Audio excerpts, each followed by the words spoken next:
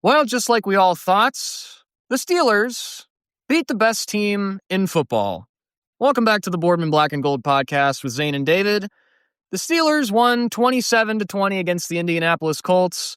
Daniel Jones looked like he was seeing ghosts out there. We stopped the MVP candidate, Jonathan Taylor, for I think like 50 yards, and we won a game miraculously. And our defense had not one, not two, not three, not four, not even five, but 6 turnovers. And it's the first time we've had any turnovers since we played with the luck of the Irish. Just like we all thought, right, David? Yeah, I think that actually, a lot of people might have thought that. I know we didn't. We were very much against that train. My dad was on it. He was like, "It's gonna happen. It happens every year. We beat a great team every year."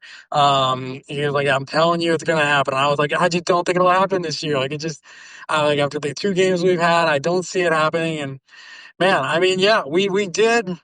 Speaking defensively, this was a one of the best return to forms I think I've seen in a long time. Like the Colts offense, just you know, looking at what the Colts offense was the previous 8 games, it was insane to see the performance that they put on the field against our defense. Well, especially too because they hadn't really had many turnovers at all coming into the game. I think, actually, I want to pull this up because I want to kind of fact check myself on this. But at one point, they were saying that they hadn't really turned the ball over much at all over the course of the entire season. And I don't think Daniel Jones, I don't even know if he had 3 interceptions to that point all year. I'm pulling up these numbers here, so bear with me for just a second. They said in the game that they had a +8 turnover margin, so that was really good. Now it's a lot lower than that. Well, so, okay, so you said they entered the game +8. So they exited the game +3. They had Okay. three interceptions. I'm just trying to do some quick math here. So we picked them off 3 times in the game. They'd been intercepted 7 times prior, which, I guess that's one thing. But as far as fumbles go, they hadn't fumbled. Oh wait, I'm looking at the wrong number. Hold on. Hang on a second. Look at me being very, very prepared for this. Okay, so yeah. They had only been picked off 3 times in their first 7 games. Or first 8 games, rather. And then we picked them off 3 times. And then as far as fumbles go, they had fumbled just once entering the game, and we forced 3 fumbles against them in this game. And it's the first time we've had 6 turnovers in a game since 2010, which is just gives you the context for how insane this game was as far as the turnovers go. So those numbers in general, they tell a pretty big story. What's the story that you kind of get out of it for right now? The story, I think that my story will be what I said last week, where you said if we win this game, if our defense comes back, does it change like your outlook on the season? And my answer is no. Not yet. Again, like we can keep proving ourselves. These next, I think, 6 games are going to be an absolute gauntlet that we're heading into, including the one we just played. So we'll see. But I think that oh man, I don't want to get negative so quick because we won 27-20 and had 6 turnovers, but just hear me out. The Colts offense was driving the field a decent amount of the game. The reason why they didn't score was because we turned the ball over, which, yes, great. I'm so happy that we got turnovers. I'm so happy that TJ Watt, had a trifecta, sack, forced, fumble, fumble recovered. I'm so thankful how our defense looked. But I mean, take the turnovers away, the Colts offense was driving. Now the run game was absolutely stifled, which was amazing, but they still were throwing the ball well. 3rd down and long is our worst nightmare, and I could see similarly what our defense has been looking like in some of those situations, and the turnovers are what made the difference. Like in New England, with those 5 turnovers, and I think that. I don't know. I think we've struggled with this when we've gotten a ton of turnovers is how is it still a 1-score game, in my opinion, and how when we have 5 takeaways, we turn the ball over 1 time and all of a sudden the game is in jeopardy. We're at risk to lose the game. I mean, that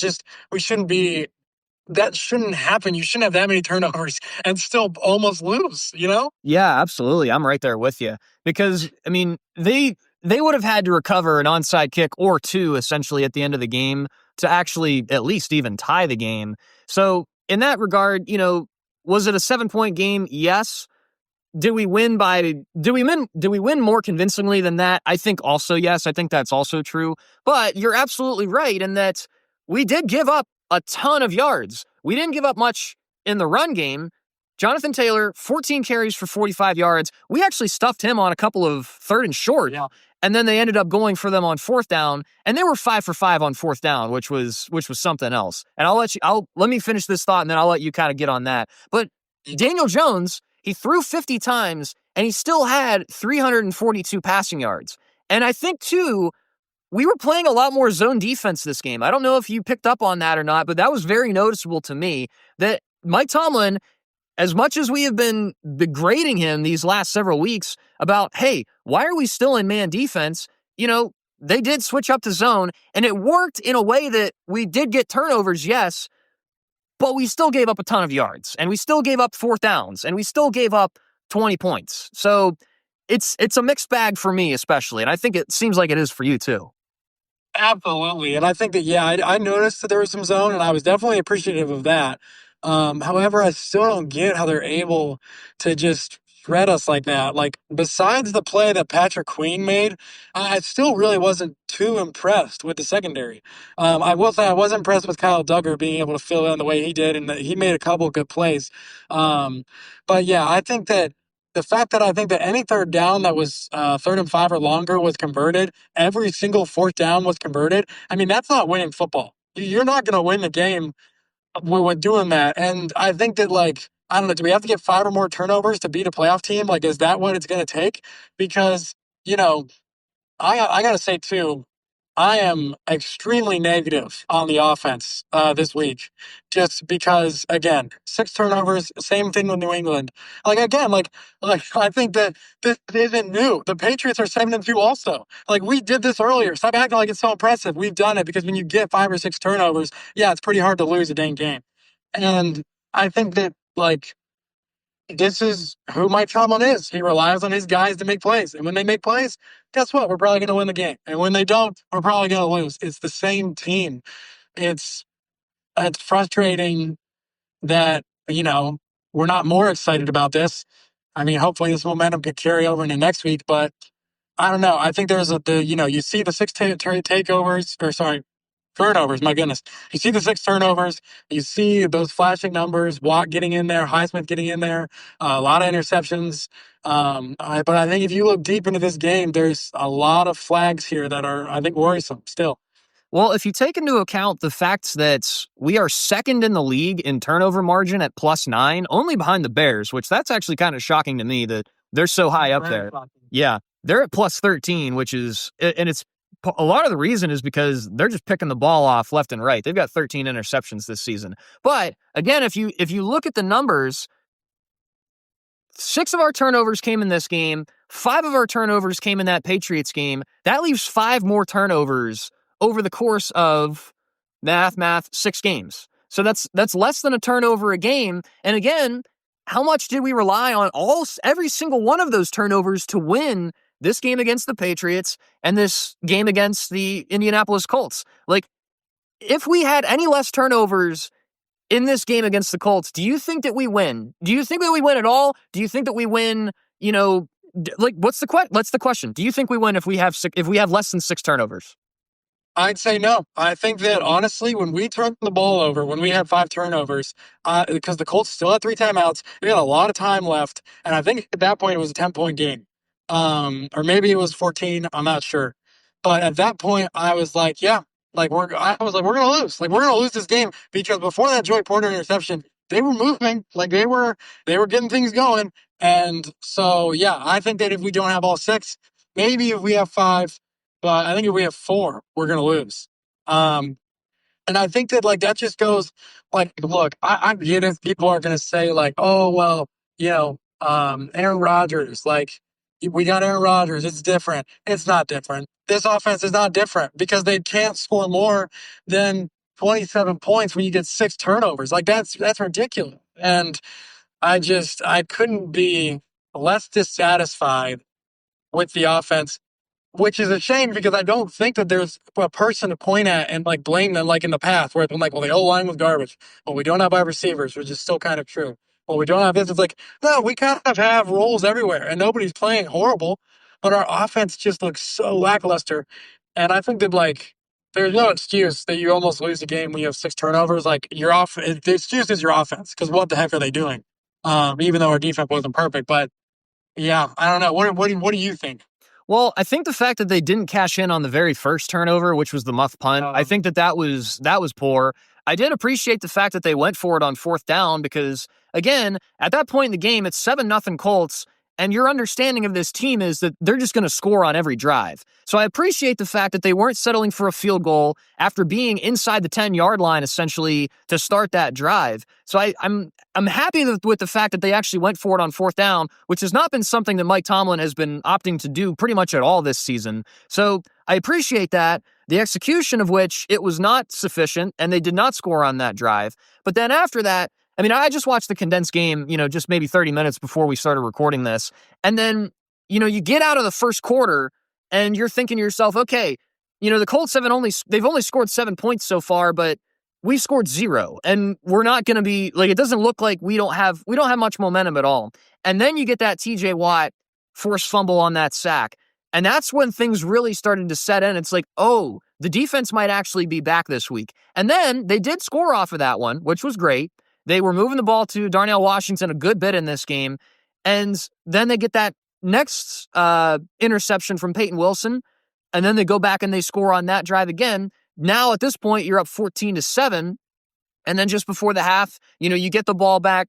Chris Boswell kicks a field goal and you're up 10 points at halftime. And you say, okay, like, this is not where we expected to be at all this week. I mean, personally, I did not think that was where we were going to be at halftime. I thought we were going to have to be clawing our way back the entire game.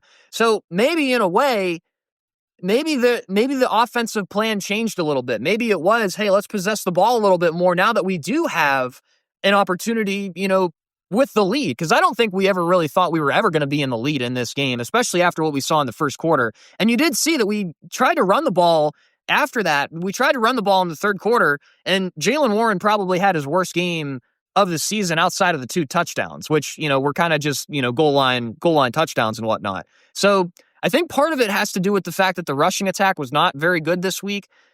Rodgers was up and down. I mean, he threw 35 times this week, which is more than he's thrown in a couple of weeks, I think.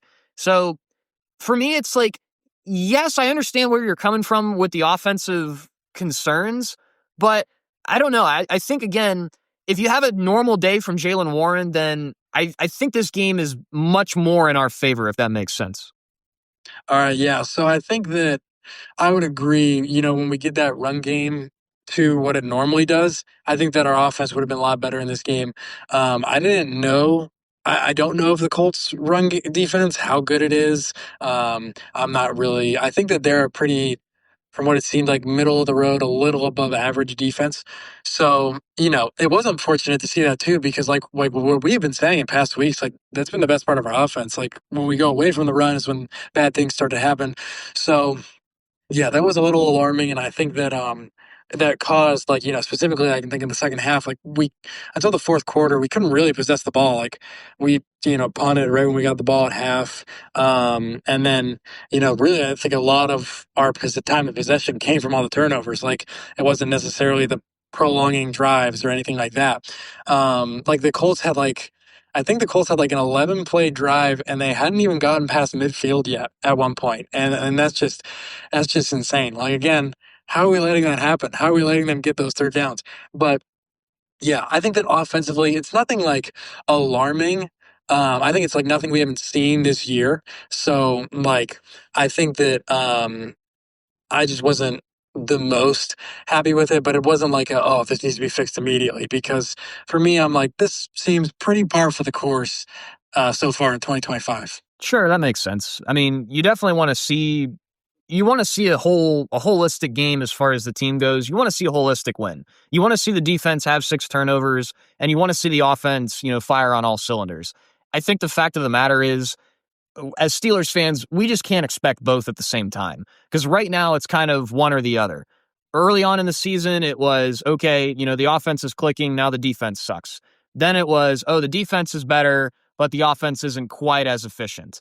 Now it's like, okay, we're back to the defense being okay and good, but the offense is like not quite running at the same pace as the defense. So, I don't know if I just don't think we can expect both to really work at the same time. I just don't think we can do that on any given week.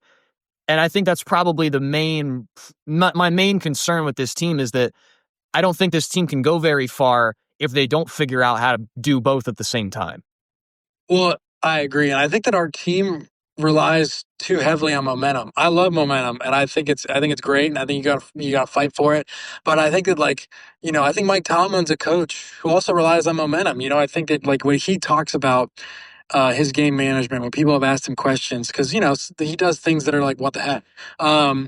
He'll always say like it's just in the moment, like it's just what I'm feeling in the moment, and I think that that feeds down to the entire team of like that feeling of momentum. And I think that just if you look at this season alone, you've got 3 games. You've got the Jets game where if that special teams fumble doesn't happen, we're not winning that game. You got the Patriots game, who if they don't just absolutely collapse at the goal line 2 or 3 times, they win the game. And now you've got this game that if we don't get those 6 takeaways, or no, if we don't get that fumble recovery off that punt, I think we absolutely get run through. Like, I think that changed the game of like, oh, we do have a chance. And so I think it's like, I think we rely too much on that and too much on what they give us and what we can take based off what they give us. Like, we need to flip that and try and, create the momentum instead of wait for a door to open from the other team giving it to us. Like, I think that's something I've noticed this year where it's only been the Browns that we've been able to, I think, formulaically defeat in like a, way that looked like we were managing the game. The other ways have just looked like we were hoping for momentum to swing our way and we made a play that made it do that. Well, interestingly, when you talk about that muffed punts, in my mind, I was like, oh, like the door is open right now because we didn't end up scoring on that drive. But in the back of my mind, I'm like, hey, it's just like a shooter in basketball. Sometimes he can be ice cold, but all he needs to do is see one go down, and then he starts shooting the lights out. I think, like you said, that's what this defense is all about. When one turnover happens, then usually multiple turnovers happen, and that's just kind of how they roll. Again, I pose the question, is that sustainable? Because personally, I don't think it is. And, maybe we'll see some turnover this week into next week against the Chargers, but if we don't, then again, this over-reliance on turnovers, this over-reliance on momentum, sure, that's part of the game of football, but it's not the entire game of football. There is a fundamental aspect to football that it just doesn't, again, seem like the Steelers really have at their disposal. Right. No, and I agree. I agree. I don't think it's sustainable at all. And I think that we've seen that. Like, it hasn't even been sustainable for whole games. You look at the Minnesota Vikings game, right? We were up 21 to what, 6 or 3? And they come clawing all the way back and we almost lost. So I think that we've seen that it's not sustainable. And I think that the problem, and I guess the problem with us having a lead, I'm thinking about, the Patriots game, the Vikings game, and this game, is when we get that lead off of turnovers and off of those big plays, it's like, guess what happens? Where are we getting those big plays, right? Our pass rushers are getting there. The interception from Peyton Wilson, things like that. The secondary is not making a ton besides Jalen Ramsey. And so what does a team do when they're down and they turn the ball over a lot and they need to get back in the game? They go deep. Guess where we're weakest? Deep. That's where everybody gets us on the 3rd and long, on the 2-minute offense.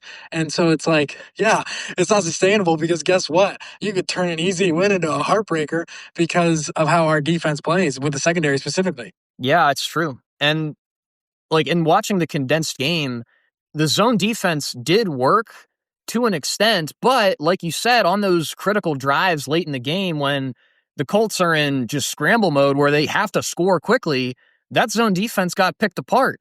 It's a different look, sure, and maybe it actually created those turnovers. I don't know if that's the case. Maybe the reason we haven't had any turnovers the last 2 weeks is because we were playing so much man defense and those opportunities just never came our way. I did think about that when I was watching the replay, but at the same time, you're still giving up a ton of yards. And the efficiency on the other team, that's one thing. But it just doesn't seem sustainable to me, whether it is that man defense or it is the zone defense, because we've seen in years past where that zone defense gets absolutely torched. And we've seen where the man defense gets absolutely torched. And now it's like, okay, we've seen both. So what do we do now to fix it and actually have a sound defense? Right, and I think that that's, a worry too, I think, 'cause, I think you could go back in games where we've done like this, I can specifically think of 2019. I think in the first quarter, maybe the first half, we had 5 turnovers against the San Francisco 49ers in San Francisco, and we had 13 points to show for it, which is just insane, that we only scored that many points, and so at that point, we ended up losing, and it's like, "Alright, well, the defense did all they could," right? Our offense couldn't score points. Our offense did some stuff. Even though I wasn't the happiest with it, our offense scored. They got down the field. They were getting points fairly regularly, especially in the first half. And so the fact that they gave up all those yards and it was still this close, I think it is still concerning, even though it was a win. I wasn't even that excited with the whole game. I was kind of just watching, waiting. I think the only time I kind of was cheering and actually excited was when Joey Porter picked it off. Because when he did that, I was like, okay, I think this is over. I didn't think it was over. I really wanted to see our offense put it away, which I wouldn't really even say they were able to do. Again, which is again a problem that again, unless it's the Browns, I don't think we've been able to put any game away, offensively speaking. So yeah, I think that it's all very nice and good, but it's not. I don't. Is it going to win at the playoff game? Probably not. No. I want to pose this to you because I was just kind of curious on my own and I did my own little research on it. Give me 3 teams in the AFC that you could see actually making the Super Bowl. Okay. This is hard. The AFC is weird. The whole NFL is weird, but specifically, I think the AFC. I would say first and foremost the Bills. I think that when they were oh my goodness. Okay, well I'll still say the Bills because yeah, when they had that 2-game losing streak, even though one of the losses, I forget who the second loss is to. The first loss to the Patriots. That's a good loss. It was a good game. Patriots are a really good team as we've seen. But I would still go the Bills. I think they've rallied after those 2 losses. The Panthers, it was a garbage team because Dalton was out there, but they dominated them like they should have. And then they beat the Chiefs, who, yeah, the Chiefs are 5-4, but they're still the Chiefs.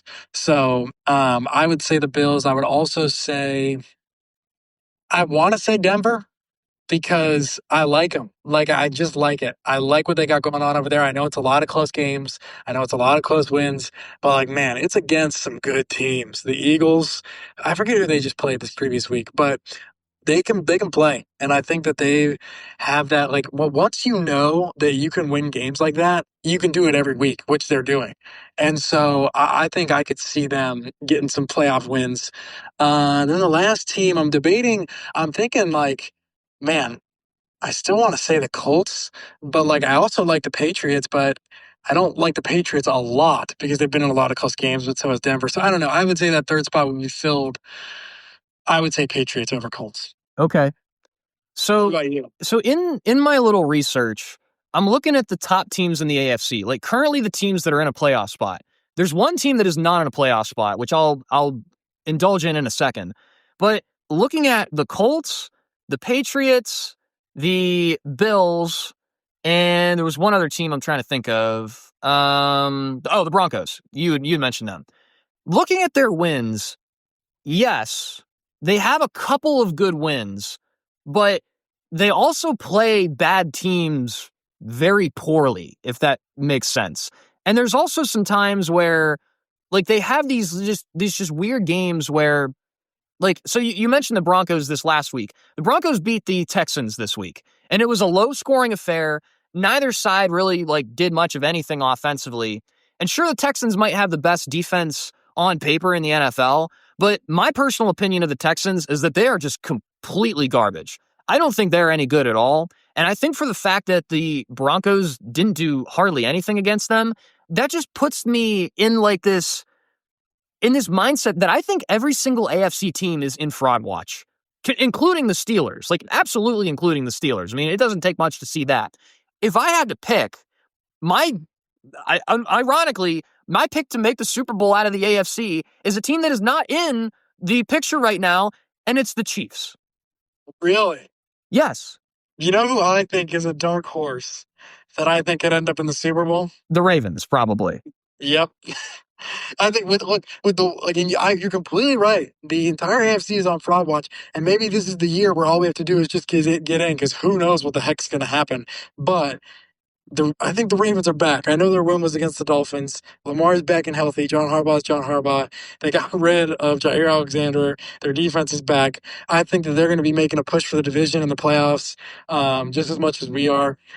So yeah, I like the Ravens. I dislike them strongly, but for a good team to make the Super Bowl, I would pick them. I would pick them over the Chiefs, because I think that the Chiefs have proven, like, I think that we're saying that it's fraud watch, right? And I agree. A lot of these top teams are fraud watch, but the selling point is, oh, but they win these close games. I think that the sell point of the Chiefs to, like, oh, get rid of them, is that they're losing these close games. Like, they've had some dominant victories for sure, but some of these games that, like, I feel like almost all their one score games, they're losing, which is the opposite of the Chiefs we know. Yeah, that's interesting, and I think there's some validity to that. But at the end of the day, I look at the teams at the top right now. You look at the Colts, you look at the Broncos, you look at the Patriots. Those three teams, they don't know how to win. Like, they don't know how to win when it comes to the playoffs. What Right. teams do know how to win? The Bills know how to win early, the Ravens know how to win early, and the Chiefs know how to win just entirely. Do the Steelers know how to win? No, they don't. So there's pretty much the entirety of the AFC picture right there. Are the Bengals going to make the playoffs? Probably not, now that they lost to the Bears. They might have just buried themselves, and, their defense can't do anything. So looking at the fact that, like you kind of mentioned, I think right now the goal for the Steelers is just get in. Like, find a way to get into the playoffs. And again, if you get into the playoffs in general, it probably means that you won the division on the way to getting there, because you still have a 2-game lead over the Ravens for the AFC North. You're going to play them twice later on. And I think we kind of mentioned that 10 or 11 win mark is kind of the goal right now. If they win 5 more games over the course of the year, that might be enough. If they win 6, I think that's absolutely enough. Five might do it, because if the Ravens, so I'm trying to do some math here. So we're 5-3, the Ravens are 3-5. If we have 5 more wins, that puts us at 10-7. Is that right? Yes, 10-7. Yeah. So the Baltimore Ravens would have to own the tiebreaker and have 7 wins to finish the year. They would have to win 7 out of 9, including having the tiebreaker over us, to end up beating us in the division, which, again, I believe would be for the only playoff spot that would represent the North this season. So right now, as we currently stand, and I think I asked you this last week, do you think that's possible? Is that possible to do with the schedule that we have for the rest of the season? I do. I definitely do. I think that, I mean, it's going to be hard, but I think that if you look at it, you think history repeats itself. We split with the Ravens, so that's one. We got the Browns another time. We got the Bengals at home, which I think just at home, I don't know. I think just looking at our division, I could see 2 almost wins that you just expect and you guarantee to have, 1 win that you really, really hope for. And so all you got to do is win 2 other games, which, looking at the rest of our schedule, though, is extremely hard. I don't know where we're going to get those 2 games. Like, is it going to be the Bills? Is it going to be the Lions? Is it going to be the upcoming Chargers? I don't know. Like, it's just, it's tough. I mean, hey, it could be the Dolphins. That could be 4. So, yeah, I think we're right there at that 5-win mark. And I think that actually, now that you mentioned that 5th win, or that, to get to those 5 wins, I think this upcoming week, Sunday, could be a massive one that we really need when we're thinking about trying to get those 5 total wins. But before we get into next week and the also fraudulent Chargers, I want to ask you, just because the past few weeks, I mean, the entire season, I just have a question. Watching Aaron Rodgers, right? He's the quarterback, supposed to be the leader of the team. He's the captain. When you watch him, specifically on 3rd downs or when drives end, but even when drives don't end, when they cut to him after a play happens, does he generally look like a person that you'd want to be a teammate with? I think I understand what you're getting at. I mean, he does seem to have a very negative aura about him all the time. I don't get that. Like, I'm just like, how does that work? And, like, we've seen him be happy. And I think that, like, he's talked about how he loves practice and everybody loves being with him at practice. And, like, for sure, that's awesome. Maybe he's just a different guy on game day. But, like, on game day, I watch that And even as a fan, I'm like, oh, like cut to someone else. Like, what? Like you're making me annoyed and upset. Like I want to enjoy this football game. Like it's just been interesting to me. I feel like this negativity of Aaron Rodgers is, and I didn't watch him as much with the Jets last year. I'm sure it was there, but is stronger than in past where it seems like almost every play he's looking to the sideline saying a curse word. Like what the heck? You know what I mean? There might be some aspect of that he's just a competitor and that he likes to win. I think that might be a part of it. And frankly, I would rather him kind of be that negative grandpa than, just the happy-go-lucky guy that loses. I think there's a loser mentality that's like running rampant in our society today, and I don't like that. I like it when people put their nose to the grindstone, that they put their head down, they have that scowl on their face, and they're like, I'm going to win at all costs, which I do appreciate. I do understand where you're coming from, though, because, yes, it does seem like there are times where it's like, hey, we just made a 30-yard pass and, he's like, upset or something like that. I do understand that. So I understand where you're coming from. Right. And yeah, when we don't have a good drive, I totally get it. But yeah, when the good play happens and he's still doing that, I'm like, what the heck? But I do agree that I think we need his mentality more than just the loser mentality of like, we're doing okay, but hey, like we'll see what happens. Like I don't want any of that. And I like a nose to the grindstone, and he definitely brings it. And I think, he wants to win every single snap. So I do appreciate that. But looking forward to next week against the Chargers. Sunday Night Football again. That's the second time in 3 weeks, which is crazy. The Chargers just got a win against. Man, I don't know who anybody played this week, but they played somebody. They beat them. Didn't look the best. Oh, it was the Titans. Oh yeah. Oh my gosh, a close game against the Titans. So they're coming off a rough one, and we're coming off a supposedly good one. What's your outlook in this game? So my first takeaway from the Chargers is that sure, you can say that they're on fraud watch, but I don't think it has anything to do with them. I think it's just the fact that they have nobody healthy. Their entire team is in the infirmary. I think I talked to somebody today who's actually going to be in our Outside Perspective episode this week. Yes, we are bringing that back, so make sure you stay tuned for that. He was saying that they are on their seventh string, I think, left guard. So we got guys that you're talking like practice squad guys on practice squad guys. This is what their offensive line looks like. Joe Alt got carted off this last week. He's out for the season. Their entire team, they're on to their fifth string running back. Omarion Hampton's hurt. Najee Harris has been hurt. Like their entire team is just completely hurt. And they're figuring it out. Like they're finding ways, which, if there's any other team other than the Chiefs that I would put some stock into, it's probably the Chargers, largely because of your buddy Harbaugh that you also appreciate as far as his coaching goes, that he can take, the ashes of something that's completely gone and buried and figure out how to win. And I think that's kind of what they've done this season, despite the fact that they're getting hurt at the drop of a hat.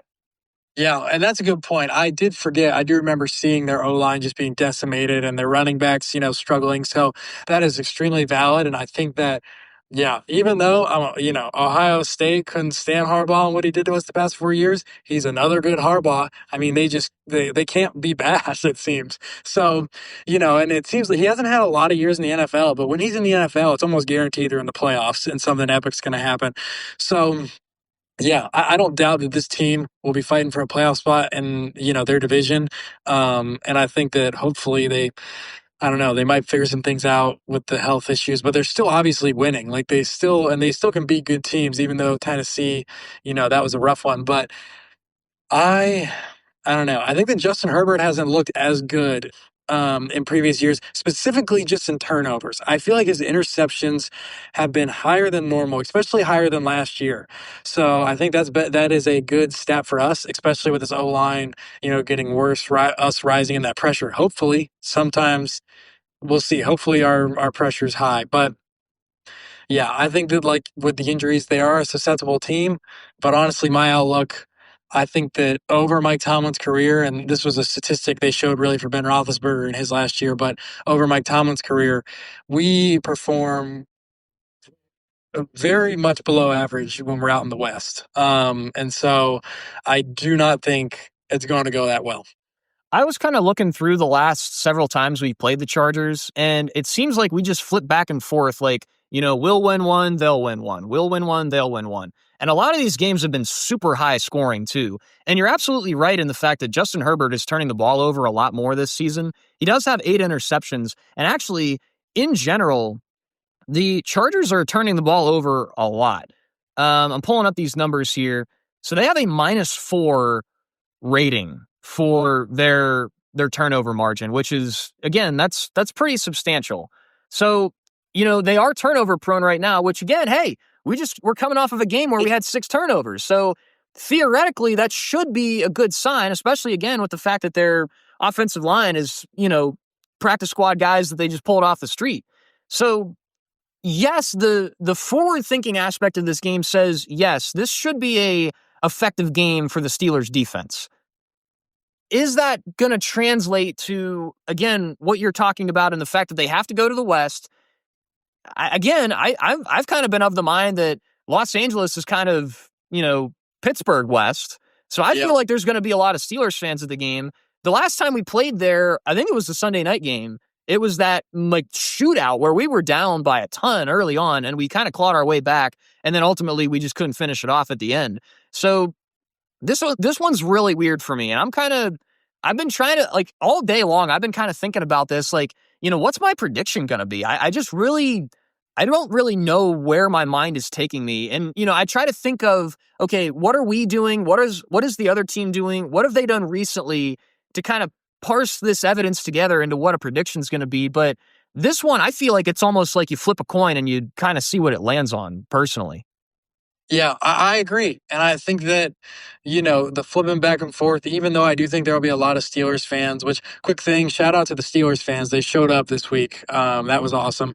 And yeah, I think that, thinking about the last time we were there, that Sunday night game, that was the year that we were down 21-0 against the Vikings and came all the way back and almost sent that game to overtime. We were just built for getting in huge deficits. And then Ben, literally last year in his career, Ben throwing us back into these games. And that was what we did against those Chargers, but we just, like you said, couldn't finish. And so I think it's going to be a similar, I think it's going to be a little, I think it's going to be high scoring ish.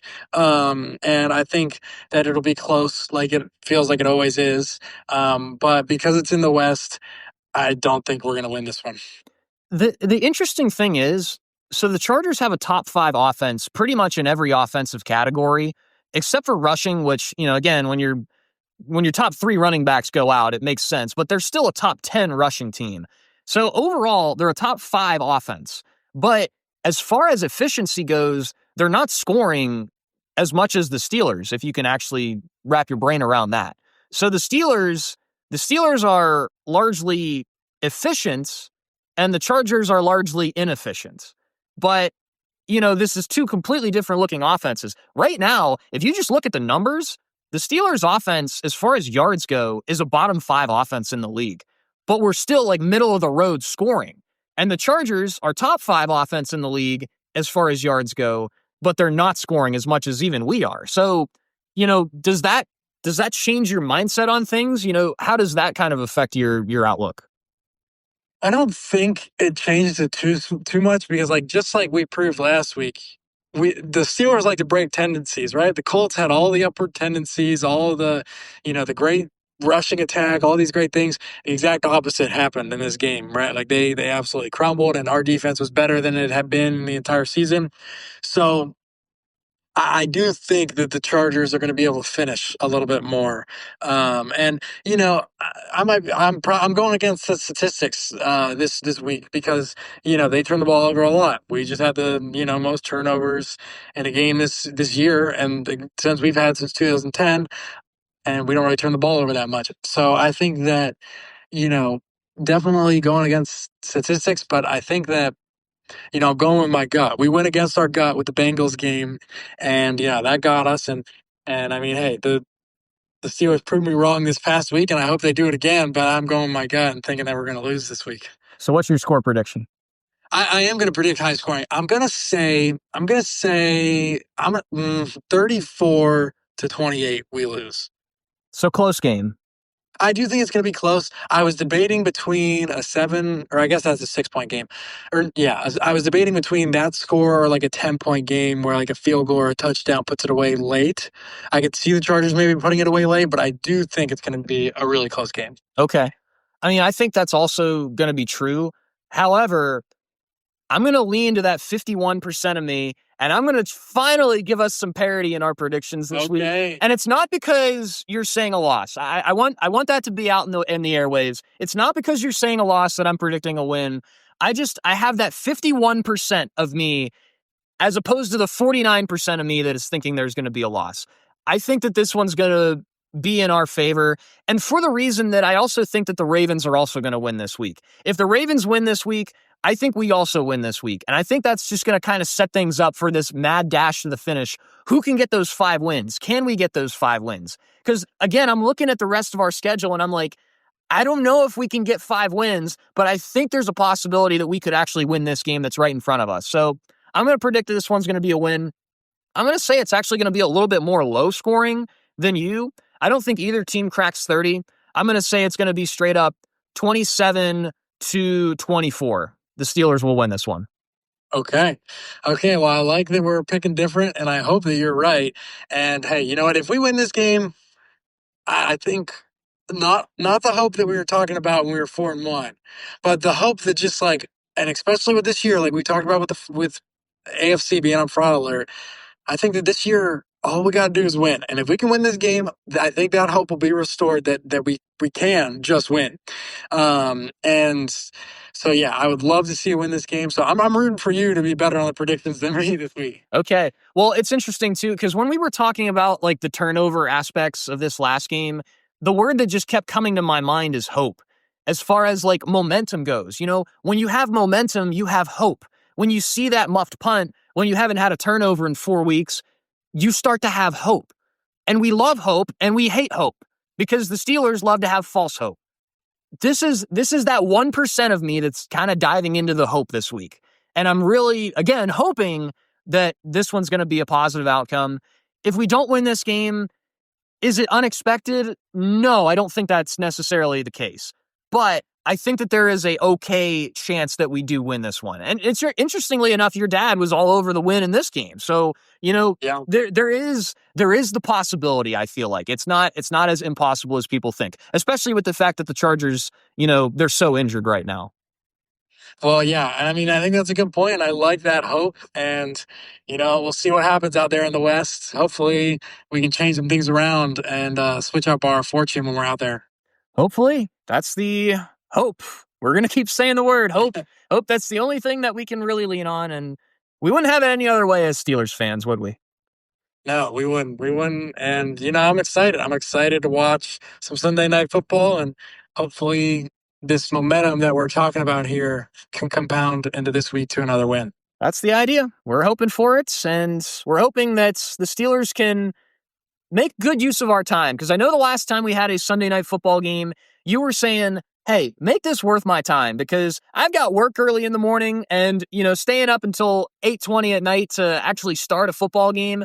Me and you are into that corporate world now, and we're like, hey, it's not as easy to say, let's stay up and watch Sunday Night Football as it was in college. So, right. Like, with that early work, it's like, man, if you're going to put me to sleep, I'm going to go to sleep. You know what I mean?